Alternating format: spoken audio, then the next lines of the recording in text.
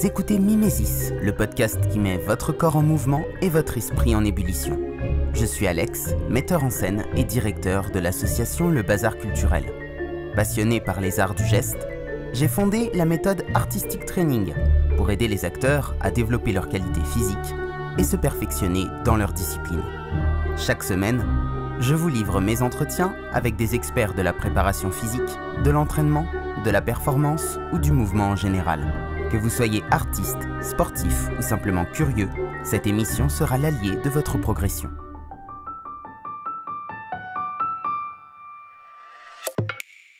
Bonjour à tous, bienvenue dans un nouvel épisode de Mimesis, le podcast qui parle de mouvement et qui vous apprend des choses sur le corps humain et sur l'esprit de façon générale. Aujourd'hui, je suis en compagnie de Vladimir Granov. Vladimir, bonjour. Bonjour Alex, bonjour. Bonjour à tous. Je suis vraiment très heureux de vous recevoir sur ce podcast pour parler de votre travail, des expériences que vous avez faites au cours de votre carrière. Avant ça, je voudrais vous présenter rapidement. Vladimir, vous êtes comédien, vous êtes metteur en scène, vous êtes enseignant en mouvement. Vous avez été élève de l'École nationale supérieure d'art dramatique de Moscou. Vous avez travaillé à l'ENSAT, à Lyon, à l'Académie de théâtre russe, à l'Institut national cinématographique de Moscou, à l'Académie de théâtre et de musique de Damas, à l'Institut national des arts de Voronèse, et vous êtes spécialiste de Meyerhold. Est-ce que j'ai oublié quelque chose? J'ai travaillé aussi à l'Académie du théâtre à Limoges. À C'est Limoges. une école supérieure aussi, à Limoges, oui, oui, à Limoges. Et maintenant, je suis le directeur artistique d'un grand théâtre en Russie, Ouais, à la ville Vologda. C'est un très ancien théâtre, il y a 175 ans. ok. Vous travaillez plus qu'en Russie actuellement ou vous faites encore des cours, des masterclass à travers l'Europe? Non, j'ai fait des cours ici à Venise, à l'Académie du théâtre de la Venise. Je travaille aussi au Maroc, à Casablanca. Et encore, je travaille parfois à Lyon. C'est une école du théâtre privée qui s'appelle Premier Acte. Ok, Et bien sûr, je travaille en Russie parce que je suis le directeur du théâtre. énorme. Avant qu'on aille plus loin, j'ai quelques questions pour vous. On va faire votre portrait chinois, Vladimir. Si vous étiez un livre, Ah non, non, non. pas de livre? J'ai pas de livre, pas de livre. Je travaille pratiquement, pas théoriquement. Je fais le théorie pendant mes cours. Mais je n'ai pas de temps pour Ouais. m'asseoir sur une chaise et commencer à taper le livre. C'est peut-être dans 10 ans, quand, quand je terminé ma pratique, peut-être je vais commencer Si vous étiez un film, Ah oui, j'ai fait des films aussi et un film ici en France. En France, il s'appelle à quel pied danser, à mon avis. C'est comme ça ça. c'est un film auquel vous avez participé. Oui. Si vous étiez une époque, si vous deviez choisir une époque dans laquelle vivre, Écoutez, chaque époque est très intéressante et si tu as dans la profession, si tu es dans la profession et tu travailles et tu développes ta profession et toi-même dedans la profession, ça n'importe quelle époque. Chaque époque est très intéressante parce qu'il y a le mouvement en avant, en avant, en avant. alors si vous étiez une devise, une citation, vous savez, une citation, un proverbe, quelque chose que vous répétez souvent, Comme ça, ça dépend ça dépend des jours. ça dépend des Ça jours et de dépend des l'humeur. jours. Ça dépend des jours, oui, bien sûr. Chaque fois, j'ai dit merci de Dieu qui me donne ce jour-là. Parfois, j'ai dit au diable, je suis fatigué. Et c'est je voudrais pas travailler plus. Laissez-moi tranquille. Parfois, c'est comme ça. Mais normalement, en général, je dis toujours que il faut aimer mes élèves, il faut aimer mon théâtre, il faut aimer ma profession et mes comédiens avec qui je travaille. Hmm. Si j'aime pas sans l'amour, c'est impossible. C'est impossible. S'il y a un conflit, quelque chose qui nous dérange, c'est impossible de travailler. Parce que le jeu, la création, c'est positif.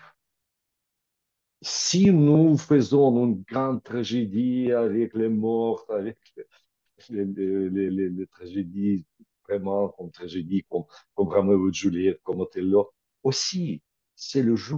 Nous jouons, nous faisons des illusions de tragédie, illusions de cette vie. Hmm, Et pour ça, nous devons sentir positif pendant la création. C'est comme ça. C'est mon, je ne peux pas vous dire que c'est mon devise, mais c'est quelque chose comme ça. hmm. Dernière question sur le petit portrait rapide. Si vous étiez une créature légendaire, un animal mythologique. Ok, alors on va passer au sujet du jour. C'est quoi qu'on appelle la biomécanique et comment est-ce que vous avez commencé à vous y intéresser?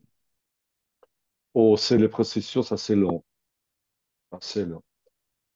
Parce que à l'époque, quand, quand j'avais décidé à être comédien, j'ai commencé à me préparer pour l'école du théâtre. Et toujours, j'ai fait quelque chose de physique, toujours.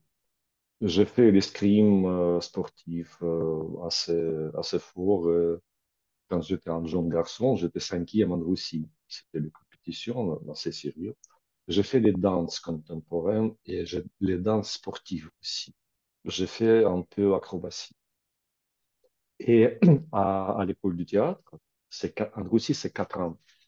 On a fait beaucoup de danse, on a fait beaucoup de mouvements scéniques, les escrimes et beaucoup de choses comme ça. Et j'étais bien préparé. Et quand je suis venu au théâtre, et j'ai commencé à travailler comme un genre, les metteurs en scène utilisaient mes conditions de physique parce que je peux faire les danses, je peux faire acrobatie, je peux faire les bagages scéniques, je peux faire l'escrime et toujours j'étais en forme. Je fais le training, je me développais.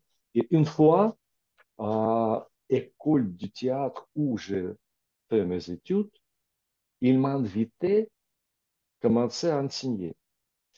Et c'était très intéressant pour moi. J'ai commencé à enseigner et trouver mon intérêt là-bas, dans la profession de professeur de mouvement scénique.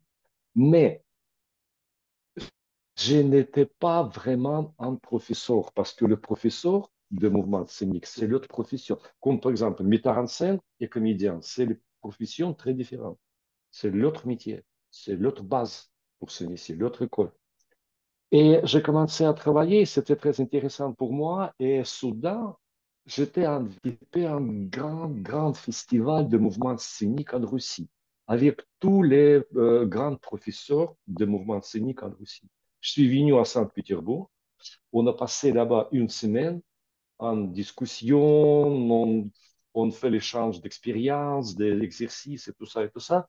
Et un chef des départements de mouvement scénique à l'Académie du théâtre russe, qui est plus grande en Russie et le monde, il m'a invité à être comme assistant de lui, pour apprendre la profession de mouvement scénique plus. Et là-bas, seulement là-bas, j'ai commencé à faire connaissance avec biomécanique par meilleur.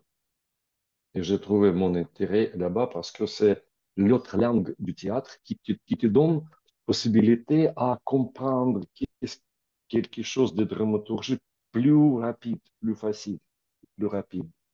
Hmm, ok. C'est comme ça. Oui, donc en fait, avant cette période-là, vous aviez jamais entendu parler de la biomécanique. En fait, c'est si je résume, du coup, c'est parce que Oui, vous oui, avez oui. commencé vous C'est en ça. tant que ouais. C'est ça. J'ai entendu quelque chose, mais je ne sais pas comment faire. Qu'est-ce que c'est? Et à GTIS, à l'époque, c'était un professeur qui vous voyez, il n'y a pas de livre sur biomécanique. Il y a les livres autour de biomécanique, autour de Meyerhold, autour de son méthode, mais il n'est pas ce n'existe pas les livres, vraiment livres qui vous expliquent exactement tous les principes de biomécanique, comment se développer, tous les exercices, etc. Parce que Meyerhold, il n'écrit pas comme ça. Et il avait des élèves qui ont appris la méthode.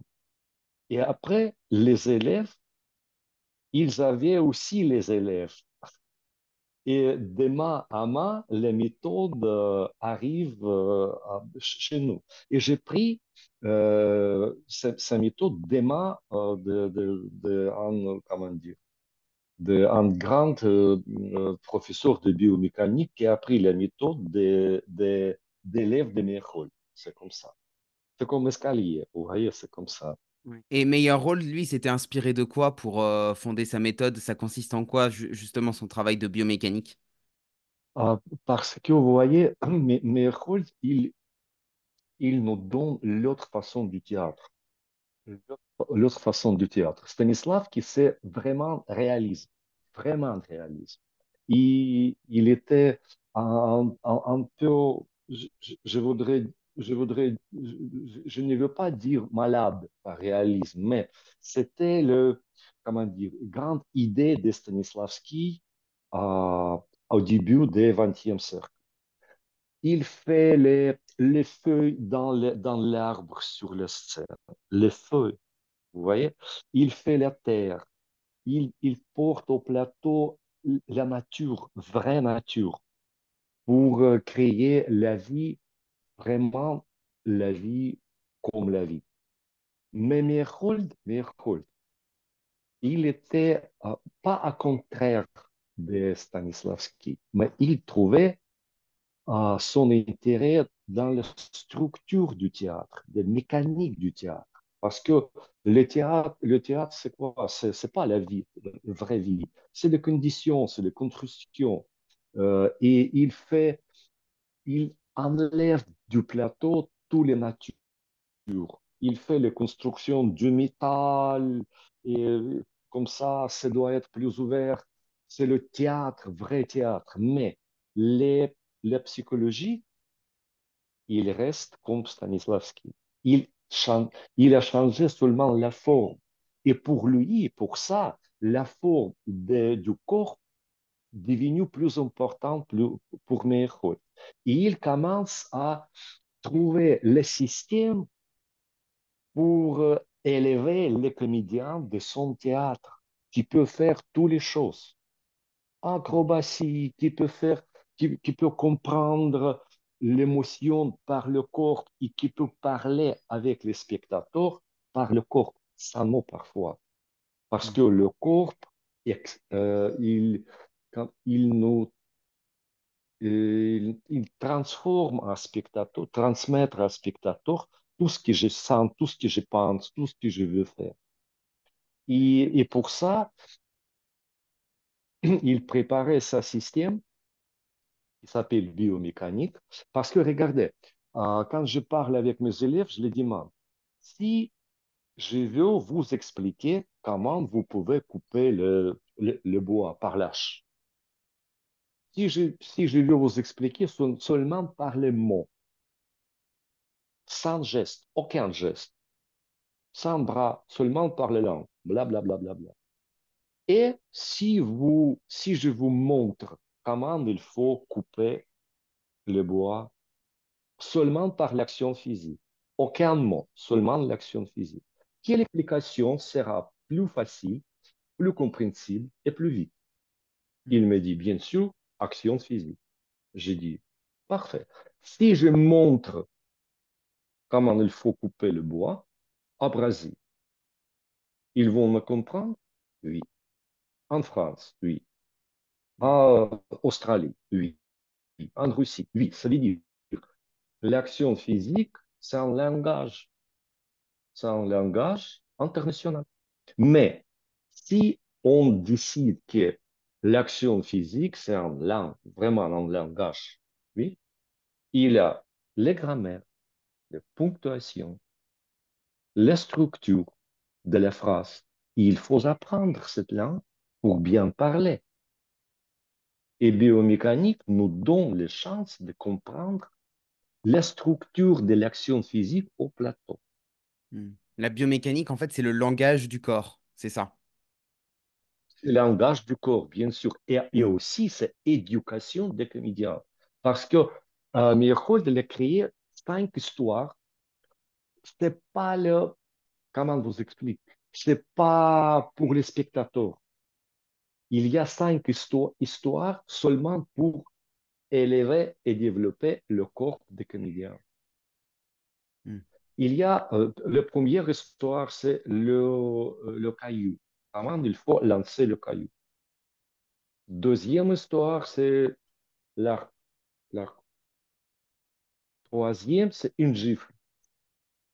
Quatrième, c'est un coup par couteau.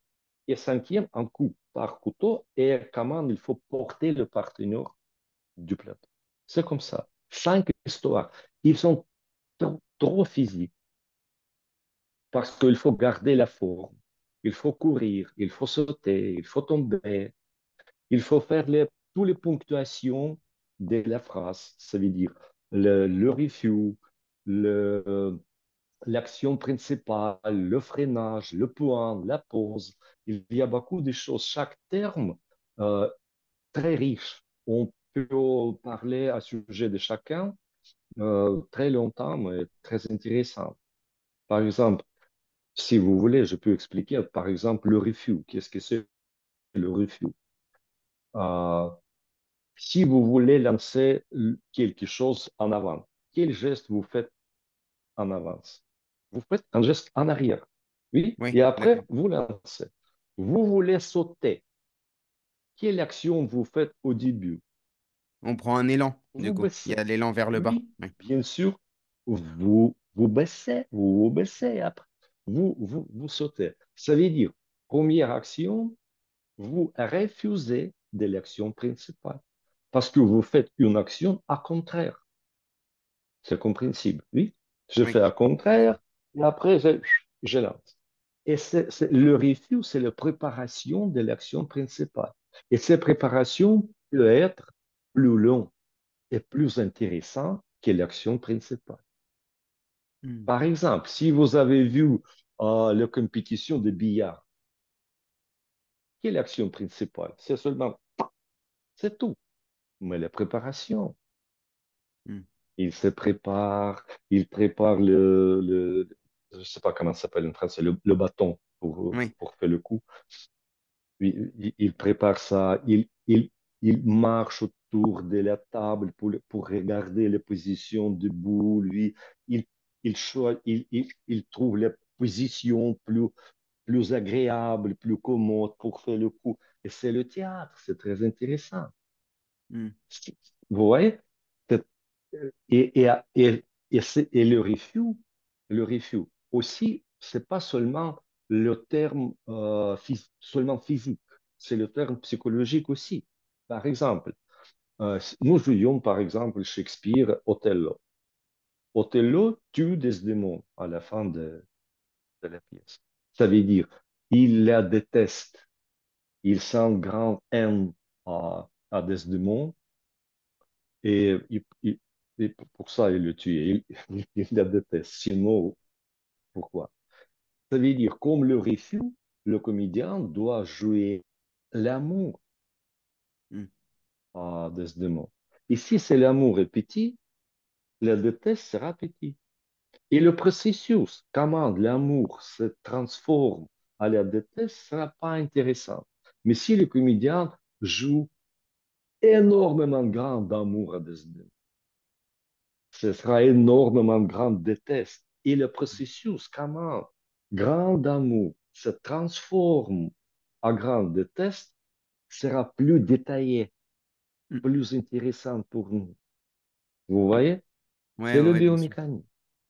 Hmm. Et Très si on intéressant. parle au sujet de chaque terme, comme l'action principale, par exemple le freinage, qu'est-ce que c'est le freinage? Le freinage, c'est le conflit avec la vitesse. La vitesse veut bouger, le freinage veut la terminer.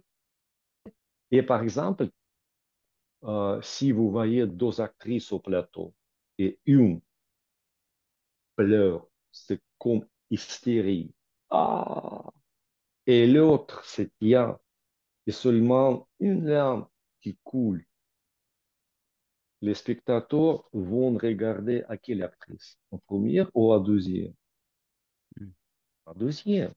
Parce qu'il y a le conflit dedans. Elle veut pleurer, mais elle ne veut pas pleurer.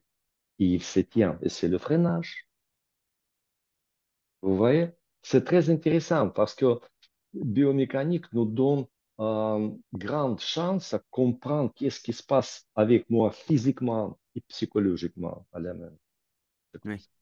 C'est intéressant. Alors, juste pour reposer un petit peu le contexte, parce qu'il y a des personnes qui m'écoutent qui sont pas forcément familières de Stanislavski de Meyerhold.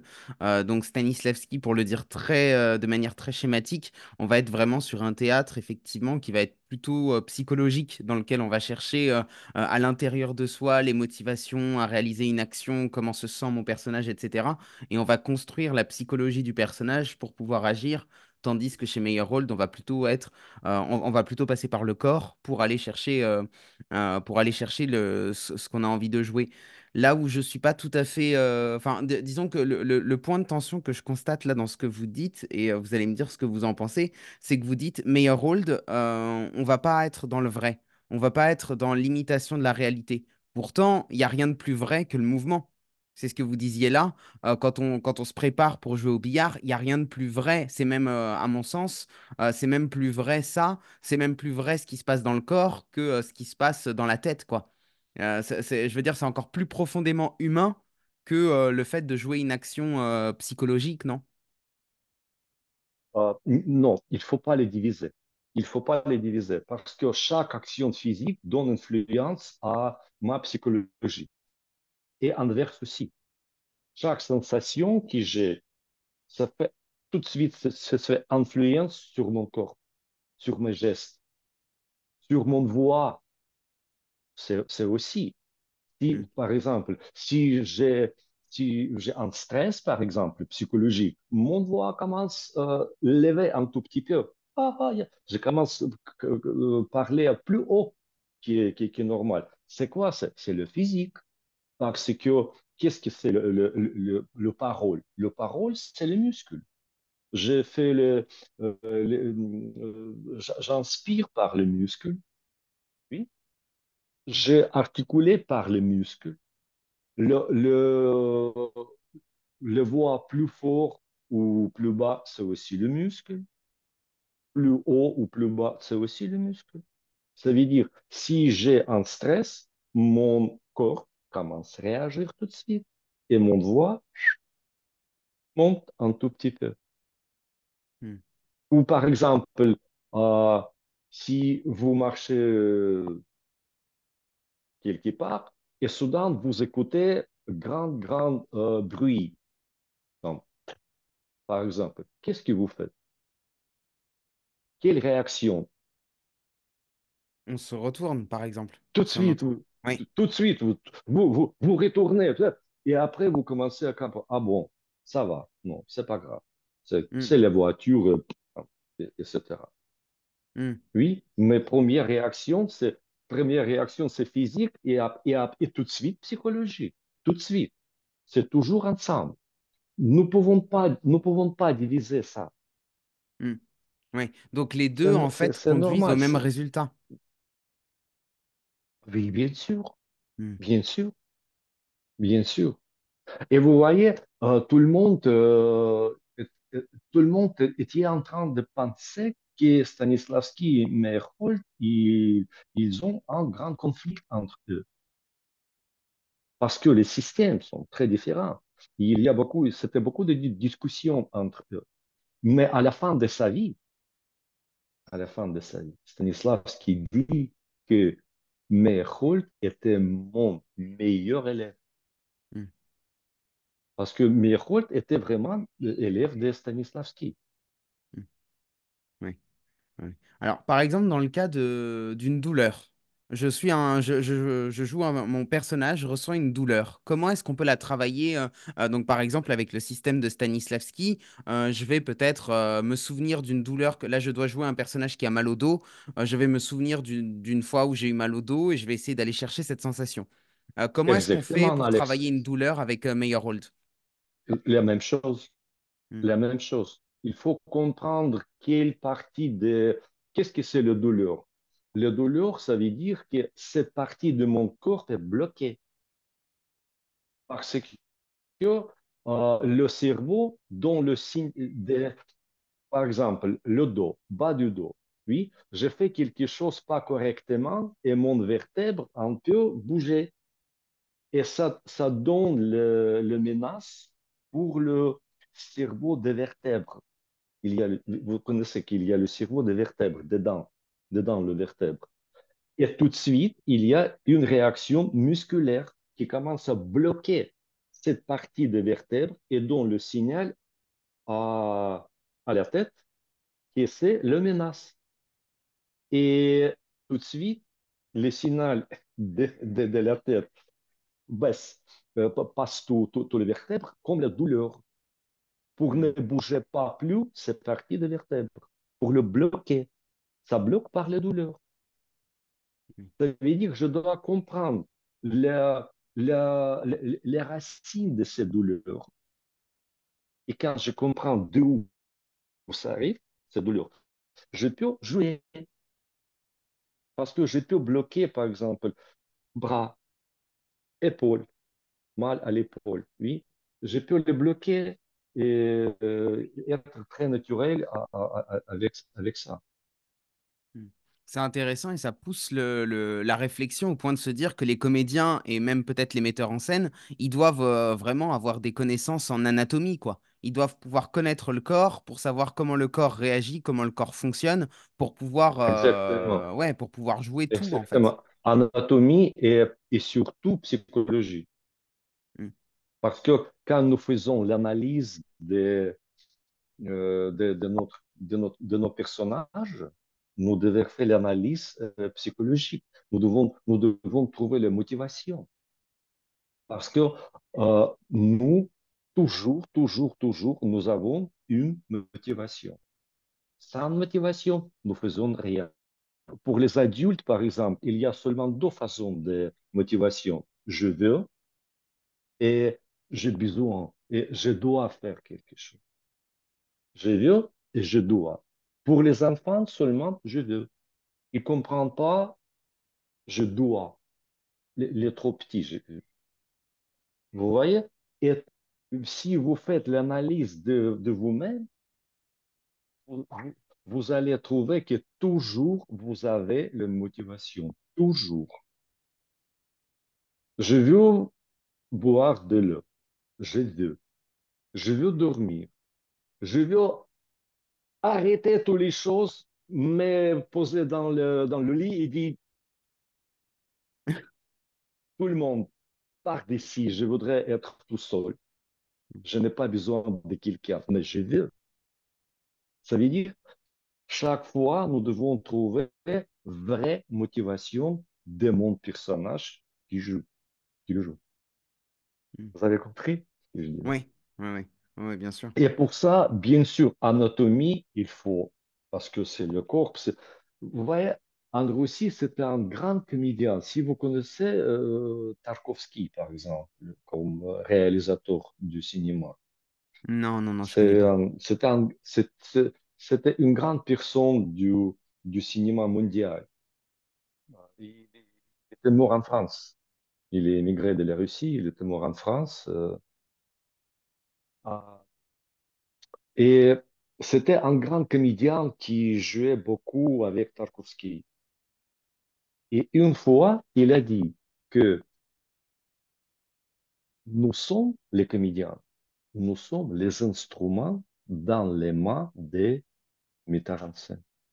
Les instruments, ça veut dire cet instrument doit être très bien accordé. Et je dois savoir comment joue n'importe quelle musique. Hmm, Tragédie, bien. Comédie, avec plaisir, grotesque, c'était mon rêve, vous voyez? Mais pour ça, je dois bien comprendre tout le monde corps, les doigts, les orteils, les genoux, toutes les choses. Je dois bien comprendre comment je peux les utiliser, comment il peut euh, travailler. Androussi, c'est un grand comédien, Evstigneev. Une fois, il a dit une très belle phrase. Il dit que le talent de comédien, on peut mesurer par les détails pendant une minute. Et il a trouvé énormément, beaucoup de détails. Et pour chaque personnage, il a trouvé les jambes. Il n'a jamais répété la même façon de marcher. Il a toujours trouvé l'autre. Parce que ça n'existait pas la même façon de marche, comme ça n'existait pas la même voix, par exemple. Mm. Nous sommes très différents. Et il trouvait les jambes. Et c'était très intéressant. Il s'est transformé complètement au plateau. Complètement. C'était vraiment une autre personne. Mm. C'est le Est-ce, talent. est-ce que ce type de travail, il manque pas aujourd'hui dans les formations des comédiens, notamment dans les écoles Il- privées et surtout en France, mais peut-être aussi en Russie, je sais pas, mais en tout cas en France. En tout cas, en France, vous voyez, en Russie, il y a la méthode. Il y a la méthode d'enseignement. Et il y a beaucoup d'écoles du théâtre, pas seulement à Moscou. Chaque grande ville, il y a une école du théâtre supérieure, 4 ans pour apprendre. Mais il y a les méthodes par toutes les écoles. Il y a le programme pour première année, deuxième année, troisième année, quatrième année. On commence à l'alphabet du théâtre. Première année, on ne travaille pas avec le texte, avec dramaturgie, non. Nous essayons de comprendre qui nous sommes, comment je peux sentir au plateau, comment je peux rire au plateau, pleurer au plateau, parler au plateau, en face des spectateurs, pas tout seul, en face des spectateurs. J'ai dit à mes élèves toujours, vous êtes là, vous avez passé un grand concours et vous êtes là. Ça veut dire que vous avez les conditions ou talent pour être comédien. Et vous pouvez pleurer, vous pouvez rire, vous pouvez marcher, vous pouvez bavarder, vous pouvez sentir, vous pouvez aimer, et tout ça, et tout ça. Et maintenant, il faut apprendre comment faire la même chose, mais au plateau. Et c'est devenu plus difficile. Et en Russie, il y a l'école, la méthode, comment on peut bouger par cet escalier pour être comédien. En France, malheureusement, il n'y a pas de méthode. Dans chaque école, il y a quelque chose d'autre. Peut-être le, le changement de directeur de l'école, ça change toutes les choses dedans l'école, les méthodes, les exercices et tout ça et tout ça. L'autre équipe arrive, il fait quelque chose de différent. Vous voyez, c'est le problème. Et c'est le problème pas seulement en France, c'est le problème des Europes de l'Est. Est-ce que vous êtes familier du travail de Jacques Lecoq en France? Ah, non, je n'ai pas travaillé avec Jacques Lecoq, mais je connais bien. J'ai lu le livre, j'ai regardé beaucoup de vidéos et c'est très intéressant. C'est très intéressant comme il travaille avec le corps. Mais, par exemple, quand j'ai travaillé à l'ENSAP ou j'ai travaillé à Limoges ou à l'école primaire A ou cours Myriade, j'ai jamais entendu à sujet de lui. Jamais entendu. Et c'est assez intéressant. Pourquoi on ne fait pas à l'école du théâtre? Parce que c'est la méthode. C'est la méthode très intéressante qui développe le corps. Vous voyez? C'est, pour moi, c'est grande surprise. Je comprends pas pourquoi. Pourquoi, par exemple, après Marcel Marceau, ce n'était pas grande mime en France. Non, Jean-Louis Barrault, c'était aussi un grand mime, mais les élèves de Marcel Marceau, les élèves de Barreau, Pouls, Ouais. Il y a peut-être quelque chose de culturel là-dedans aussi. Peut-être que en Russie, il y a aussi encore cette culture de la transmission. Et j'ai l'impression qu'en France, on l'a plus beaucoup en fait. Il y a aussi un côté peut-être aussi je sais pas, j'allais dire qu'on a été aussi beaucoup touché par la culture américaine où j'ai l'impression qu'il y a le côté un peu le self-made man, etc. Il y a peut-être moins aussi cette notion de vouloir transmettre aux personnes qui vont venir après, quoi. C'est comme si on voulait garder, vous savez, c'est la propriété intellectuelle. On veut garder le trésor pour soi, on veut pas le partager, quoi. Et j'ai l'impression qu'il y a beaucoup ça, en fait. vous voyez, la culture française est énormément riche, comme la culture russe aussi. C'est deux cultures qui sont vraiment riches et à l'époque étaient très proches. Mais maintenant, mon avis, à cause des perturbations mondiales pendant le XXe siècle et début de notre siècle maintenant, euh, la politique nous divisait un tout petit peu. Et la culture américaine qui arrive à l'Europe à ce fort, parce que c'est la culture commerciale, c'est la culture pour faire d'argent. Il y a beaucoup de films américains qui se comptent clichés. Il me semble que c'est la même metteur en scène, les mêmes comédiens et les mêmes écrivains fait les films. C'est cliché Mm. pour faire d'argent. C'est comme ça. Oui.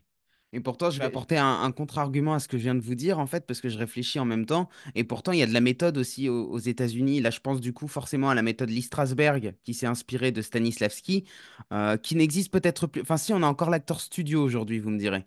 Mais il y a quand même, même malgré ce côté commercial, il y a quand même cette méthode qui continue d'être transmise, en fait. oui, c'est ça. C'est ça. Et, et ces cultures commerciales commencent à, comment dire, euh, pousser les cultures intellectuelles, malheureusement. Ils commencent à gagner un tout petit peu. Et pour ça, on a perdu maintenant beaucoup de choses. Et le théâtre, il est devenu aussi, il est devenu maintenant, il est devenu plus à la mode. Plus une chose un peu choquée, quelque chose un peu extraordinaire. Mais ça ne me plaît pas. Est-ce que le fait de passer Ça par ne le me plaît pas. corps, d'utiliser son corps, d'utiliser le mouvement, ça peut pas au contraire être quelque chose qui redonne sa popularité et en même temps sa lettre de noblesse au théâtre? Parce que vous disiez tout à l'heure que le langage du corps, il est universel. Oui, Mais bien sûr. pour le coup, ouais, ça peut être. Enfin, disons que moi, c'est un petit peu ma théorie, c'est de dire peut-être qu'en fait, en passant par le corps, en passant par le physique, peut-être que du coup, on va réintéresser au théâtre des personnes qui n'étaient plus intéressées. Oh, c'est une bonne question. Euh, Vous voyez, si je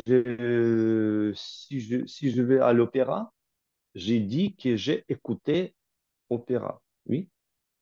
Si je vais au théâtre, j'ai dit que je regarde. Regarder. Ça veut dire que j'ai besoin de quelque chose de visuel. Qu'est-ce que c'est visuel? Le corps, l'action, la forme. Vous voyez? Parce que c'est très intéressant pour moi. Oui. Ouais, c'est au-delà de ce qu'on entend. C'est pas que le texte, c'est le tout.